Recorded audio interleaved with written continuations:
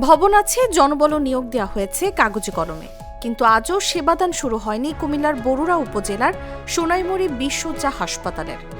10.5 কোটি টাকা ব্যয়ে নির্মিত হাসপাতালটি এখন এক ভুতুড়ে স্থাপনা।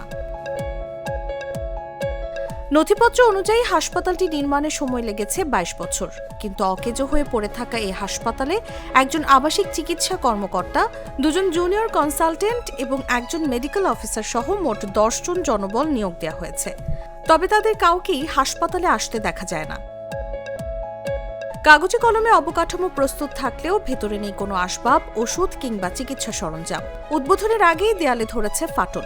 বিদ্যুৎ বিল বকেয়া পড়েছে 4 লাখ টাকা।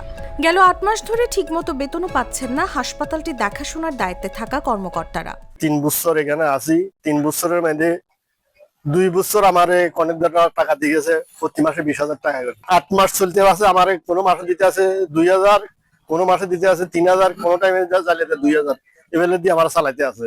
কারেন্টের বিল বাকি হলো 4,20,000 টাকা। আমি কাটিয়ে দিয়েছি 3 মাস। স্থানীয় বাসিন্দাদের দাবি, হাসপাতালটি চালু হলে প্রায় 1.5 লাখ মানুষ দোরগোড়ায় স্বাস্থ্যসেবা পাবেন। যাতায়াতের দুর্ভোগ কমে আসার পাশাপাশি দক্ষিণ অঞ্চলের এই বৃহৎ জনগোষ্ঠীর দীর্ঘদিনের আক্ষেপও ঘুচবে। 2002 থেকে আমরা যখন খুব ছোট তখন থেকে দেখছি এটা কাজ চলে। আমাদের আশেপাশে কোনো হসপিটাল নেই। হঠাৎ একটা বাচ্চা অসুস্থ হলো, দেখা যায় যে অত দূরে যাইতে যাইতে আমাদের চিকিৎসা দেরি হয়ে যায়। একটাই চাওয়া যে আমাদের হাসপাতালটা যাতে দ্রুত উদ্বোধন হোক, সরকারের সাথে কথা বলে উনি যাতে এটা দ্রুত উদ্বোধন করে। এটা দ্রুত উদ্বোধন হলে আমাদের গ্রামবাসীর জন্য অনেক উপকৃত হব আমরা।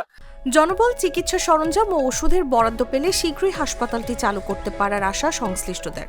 বিভিন্ন পর্যায়ে আউটসোর্সিং সহ 28 জনের মধ্যে কর্মী চেয়েছিলাম, আমরা 7 জনের মতো আমাদের আছে। এর মধ্যে ডাক্তার পেয়েছি 2 জন, একজন সংযুক্তিতে আছেন এবং আরেকজন উপজেলা স্বাস্থ্য কমপ্লেক্সে কাজ করছেন। আশা করি অতি সত্বর এটা চালু হওয়ার সাথে সাথে আমরা এই অ্যাটাচমেন্ট বাতিল করার জন্য লিখবো এবং ওইখানে এটা পূর্ণাঙ্গভাবে চালু হবে ইনশাআল্লাহ।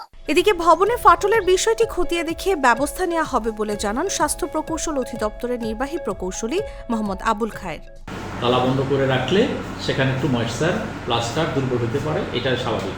তো যেখানে বালুতে লবণ থাকে, একটু থাকে, সেটা একটু লবণাক্ত হইতে পারে, কিছু ফোস্কা আসতে পারে, যেটা আপনার এখানে ছবিতে দেখাইলেন। এইটা ফাটলটা আসলে স্ট্রাকচারাল না, এটা ব্রিক্সের গাঁথনির যেহেতু রানিং হয় না, হাসপাতাল চলে না, আর ব্যবহারকারীও এটাতে যেহেতু 1.5 বছরের উপর হয়ে গেছে, এটা এখন কখন কোনটা হয়েছে আমি এটা ফুললি বলতে পারবো না। বকেয়া বিদ্যুৎ বিল সিভিল সার্জন কার্যালয়কে পরিশোধ করতে হবে বলে জানান তিনি। News desk, Jago News. RFL SWR পাইপই মাপে যা বলে তাই দেয়। RFL SWR pipe and fittings.